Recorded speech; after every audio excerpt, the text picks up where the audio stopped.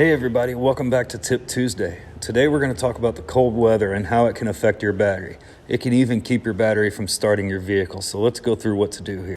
First, before we get into anything, let's talk about safety. When you're working with batteries, absolutely no jewelry. They can actually arc out on the battery terminals and can cause severe damage and cause severe injury.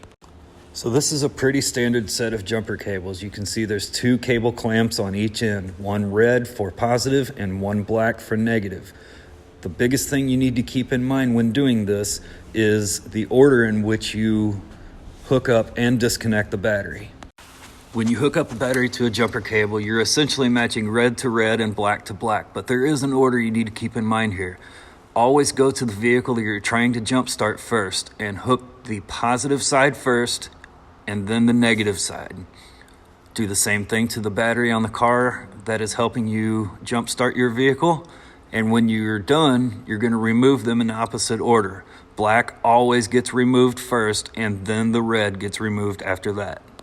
In most cases, there's a sticker like this on the battery. The group size refers to essentially the part number of the battery. So this is a Group 86 battery. The other is the CCA rating. CCA stands for cold cranking amps. Cold cranking amps, the rating itself refers to how many amps a battery can hold for 1 minute at 0 degrees. So that's why the cold weather will really affect your battery's power and the ability to start your vehicle.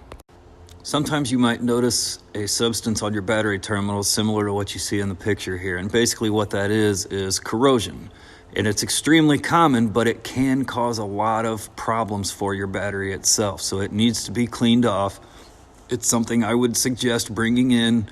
Let us take a look at it so we can get it cleaned off. It's a very simple, quick, and very inexpensive procedure, but not something I would recommend doing if you don't know exactly what you're doing around that battery, because there can be injury problems that can happen. So let's take a look at how to jumpstart a vehicle. First thing you're going to do is you're going to take the red positive cable going to the battery that is being jump-started. Next, you're going to attach the negative cable on the car helping you jumpstart your vehicle. You're also going to do the same thing. Red goes to the positive first, and then negative goes on second.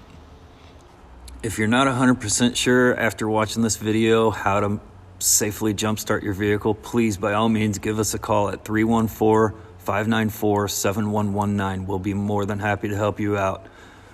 Thanks again for watching. Make sure you share this video and come back next week for your next Tip Tuesday.